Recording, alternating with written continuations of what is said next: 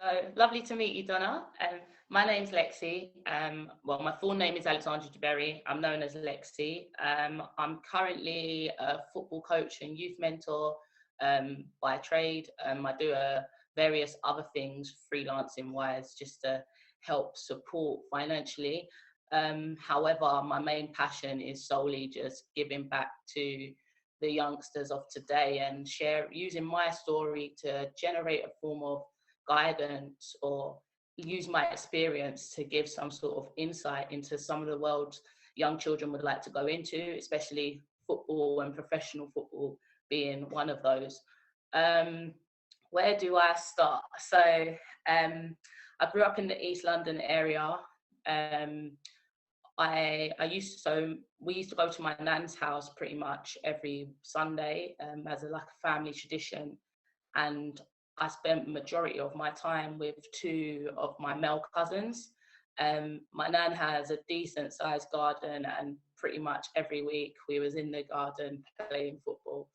Um, my family stemmed, I wouldn't say so much a footballing background, but I'm not sure if you're familiar with Michael Duberry. He's my cousin, so Liverpool, wow, he'll hate me for saying that, former Chelsea and Leeds player, professionally more known for the the not so good thing, but the rupture of Wayne Rooney's metatarsal. So I think that's what he's most known for, especially of the time in which it occurred. Um, so how did I get into football?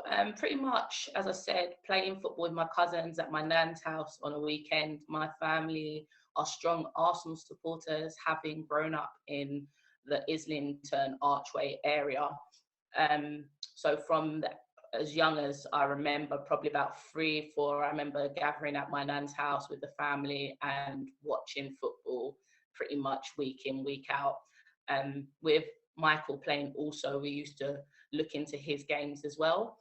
My mum put me in singing and dancing at the age of 6, 7, just to get me into some sort of hobby, of which my cousins were playing football at the time. So as much as I didn't actually mind it, I enjoy meeting people from as young as I can remember and socializing. So for that element, the dancing wasn't too bad, but my heart was always for football. So I believe when I was about 7 or 8, one of my cousins, again, one of the ones I grew up with, he was part of a team and they were playing in a match local to where I lived at the time. And my uncle actually invited me down to come to the match. So I went to the match and I was lucky enough to get on and play, and I managed to win a corner. Now, being the only girl in the team, obviously new to the team as well, all the boys are like, oh, I'm taking it. And I was like, no, sorry, I've won it. I'm going to take it. So they weren't too happy at the time. However, I actually managed to convert that corner into a goal, actually from the corner itself. And the whole dynamic changed. Everyone loved me. Oh, she's amazing. Before I wasn't even recognized. Now I was the star player, so to speak. And I believe that was the birthing of my football career.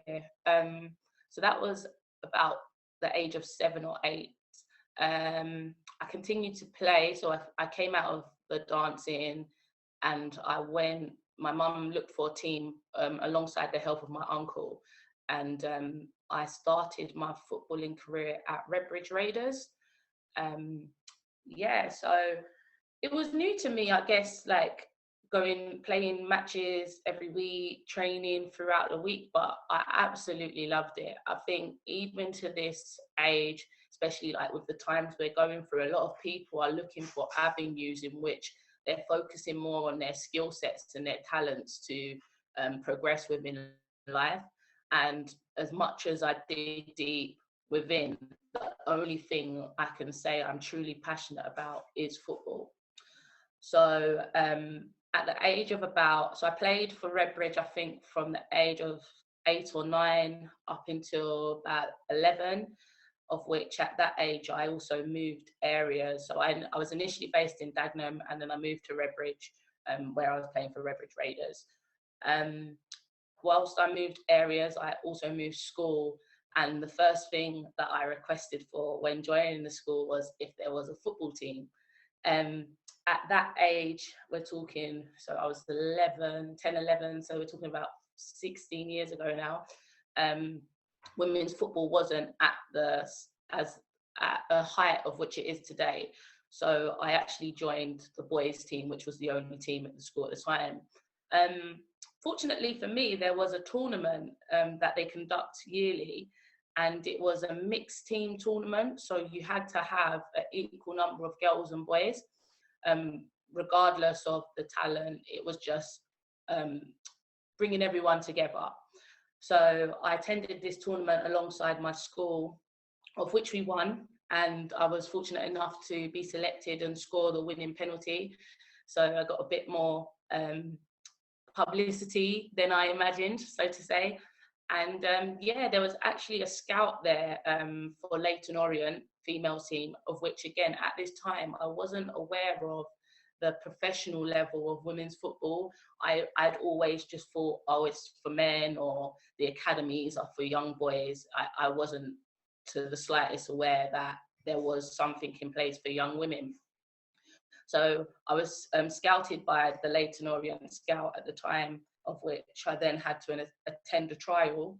And it's pretty much history from then. I was at Leyton Orient from the age of 11 to about 15, 16, of which I then joined Arsenal, because Leyton Orient actually went into administration. So it's different. I'm not gonna say that.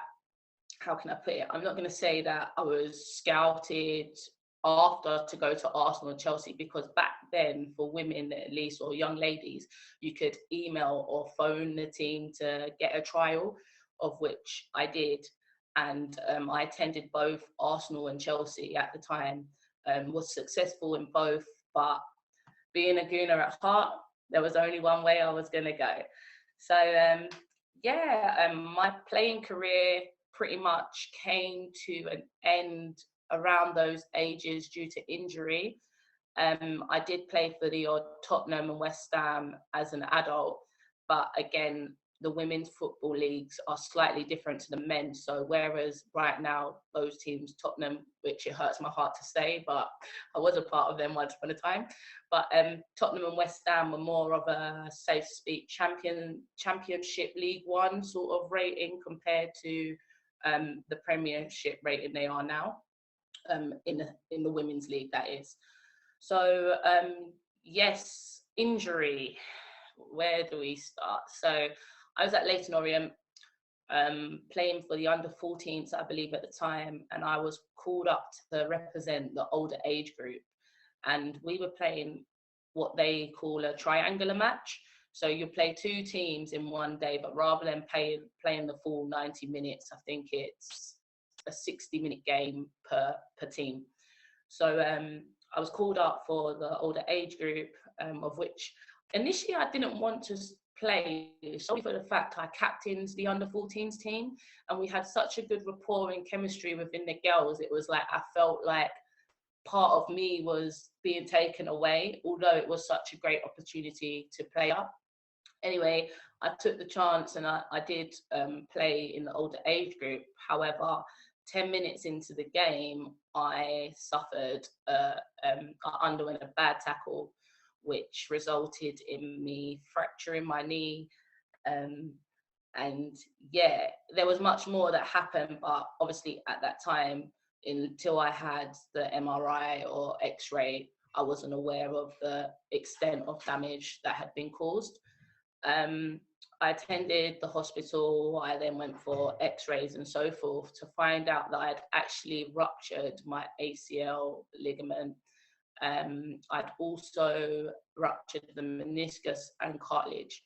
So I actually had to undergo 3 surgeries in one. So this took place at 14, but because of my age, they were reluctant to give me surgery. So despite actually the initial injury occurring at 14 or so, I didn't undergo my first surgery until I was about 16 or 17. as they mentioned that because of my age and my body was still developing, there was a chance that it could heal itself naturally. However, unfortunately, that was not the case for me. So as I said, I underwent the surgery when I was about 16, 17. At this time, what actually had happened is where I was at Arsenal, I think I re-ruptured the existing injury. That's what actually led up to the surgery. What happened is, so with the NHS, I struggled to get the help that was needed at the time. MRI scans, I don't know if it's gone up now, but back then they were supposedly £5,000 per scan at the time. So obviously, given the NHS and the lack of funding they do receive, it was something that I guess if you're of a professional status or you're known, it's easier to access. But to them, as much as I played for Arsenal or whatever, I didn't have the name behind me to get that surgery just like that. It actually took for the physio at Arsenal at the time, Jane Ludlow, who was also a first team player for the Arsenal women's team, to write to the NHS expressing my situation and the level of football I played, which then granted me the surgery. At that time, I was progressing from the Centre of Excellence, they called it, which is basically academy, to first team. But again, because of the injury, I wasn't able to play at my full capability and therefore was released by Arsenal at the time. Yeah, so when I was playing, I was unfortunate and I didn't make the squad and was released. However, one positive that came out of it, my surgery was granted and I managed to have the surgery, so forth. At that time, I was grateful, of course, for the fact that the surgery was put in place and I was able to start getting myself on track to get on the mend. However, the loss of football and the level I was at, and I guess being released at such a young age, in that transition to where you start to get recognition for what you're doing, was heartbreaking in itself. That was only the start of it, however. So having been released by Arsenal, as much as my surgery was granted, I was now in the hands of the NHS.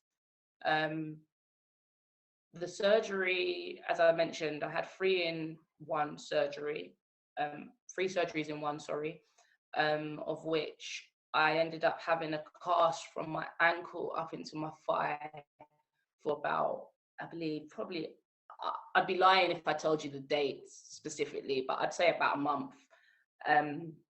But I was on crutches for a period of about 8 to 9 months from what I remember. After obviously the healing process, I then had to learn how to walk again. And it was just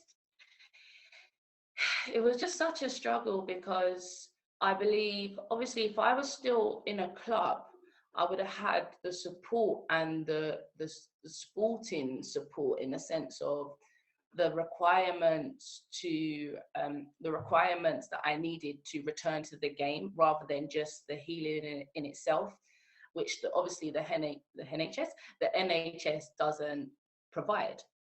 So after learning how to walk, I had about, I believe, 6 to 8 weeks of rehab, of which then I was just left to my own devices. Now, I was probably 17 at the time. I had just started college, which was a new environment for me in itself. Obviously, stepping into adult life a bit. College is not so much how school is, in the sense of your timetable. You're in from 9 till 3. College, you come in for certain periods, you can go out for lunch, so there was a bit more freedom. But being in this predicament with on crutches and that, I think, especially now, how they speak of mental health, is only at the age I am now that I'm able to understand or even consider how much my mental health was affected back then. But at that age, you don't know about those things. So you just get on with it and assume it's normality and just do as much as you can to try and overcome what is considered to be a bad situation. The college I was attending as well, I'd solely gone there because they had a football academy alongside it. So growing up, football was my outlet, my way, my means of expression. And having gone to college to play football but not being able to, it started to impact me in the sense of my academic progression, because my mind wasn't there, the focus wasn't there, and I had no form of outlet to overcome the trials and tribulations I was facing. Nonetheless, I got through. I think in total it was about 13 months or so, complete recovery. However, what I assumed to be complete recovery at this age, I can confirm it was never a complete recovery, because I'm 26 now. I'm still facing issues with my knees. Sometimes when it's cold, I have issues. I have stiffness. My knees sometimes lock, like multiple things, which at the age of 26, it shouldn't be happening. It also impacts how much sport I can do, because the love is still there. However, what would have been, okay, maybe a couple hours recovery could now go up to about 3 to 4 days, if not more. That's after your ice baths or your hot baths, your hot and colds, and every treatment or process that needs to be done for natural recovery within sport. It gets worse. So as I said, it took about 13 months. I then went 5 months with just getting back into the flow of things, college, trying to get back into football gradually, of which after about 5 months or so, I ruptured my other knee. So yeah, it was, I can't even put it into words. I think to deal with something like that at my age now would be difficult. But back then, and I guess where women's football was as well, there was no support. Like Arsenal, as soon as I'd been released, there was no further correspondence, no check-ins, no checkups, not even anything in line to help me get back to full fitness. I was solely left in the hands of the NHS. And then, as I said, I ruptured the other knee, which I believe was a result of not fully fixing the first one. And I pretty much had to go through exactly the same process again. I underwent, I think, 2 or 3 in one surgeries again. And yeah, it was just pretty much, I don't know how I got through. I believe it is still affecting me. Like I play 5-a-side at the moment, but for not blowing my own trumpet, but for the capability and the amount of talent I had, and in some aspects still possess, the fact that my body is not able to do what my mind's telling it to do. I do everything pretty much in double the time. It takes twice as long to do. I double guess everything I do, because if I turn my body in a certain way, I don't know if my knee's going to be able to endure the pressure or anything like that. So it's just a bit of a hit and miss at the moment. And yeah, it's sad. It really is sad. And as I said, me initially, all I focused on was the physical aspects and how I was affected physically. But now I'm older, the mental aspect, like I don't actually think I've fully overcome what I went through. And because it is still impacting on what I can do or want to do, it's just like it's resurfaced. So yeah.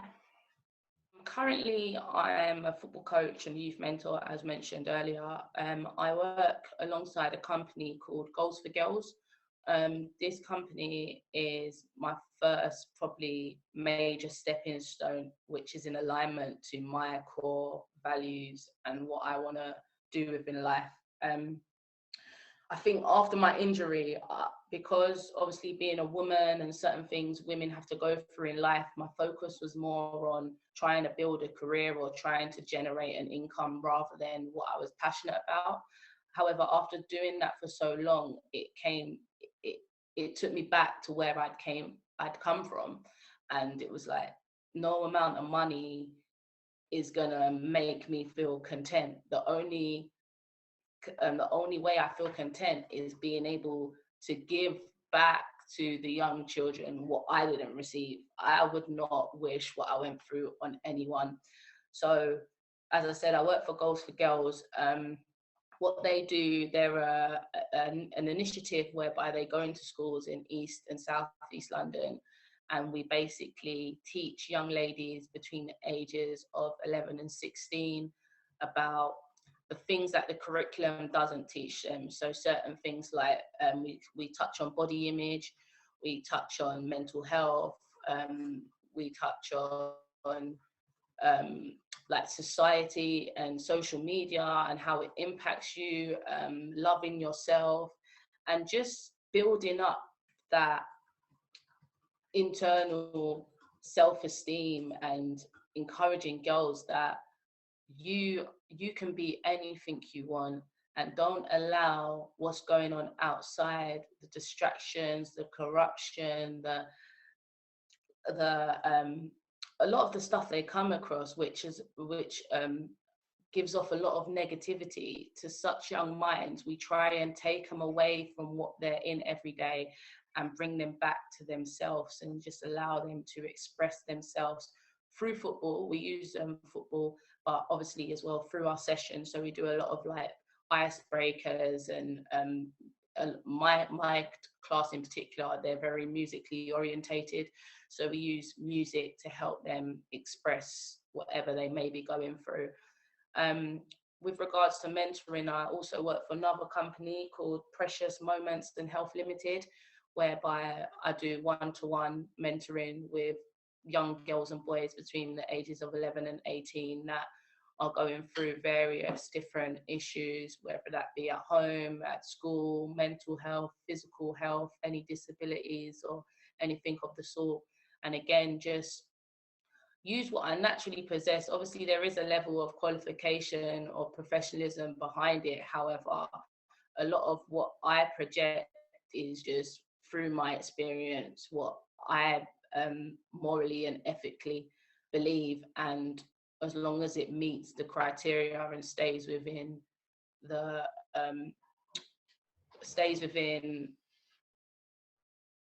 my words are just not coming out today, and stays within like the syllabus, so to speak, I'm able to use my personal encounters to help bring up these children. Because I think that's another thing as well. I feel like this world is very much based on what's profession, what's qualification, this is right, this is wrong. Like, I don't believe pretty much anything in life is black or white, because at the end of the day, depending on what that individual has gone through themselves, you'll never fully be able to relate unless you walk in their shoes. However, sometimes sharing your experience will open up certain things whereby it does create that rapport, and you're not just teaching or preaching, but you're actually a person and you're engaging with these youngsters, because a lot of them, they think they're alone. They think they're the only one going through this, and they look at you like, oh, like maybe they'll look at their parents, they can't express how they actually feel. But if you break yourself down, obviously not like too much, but within reason, it then enables that connection and it opens the children up much more than I believe a lot of people expect.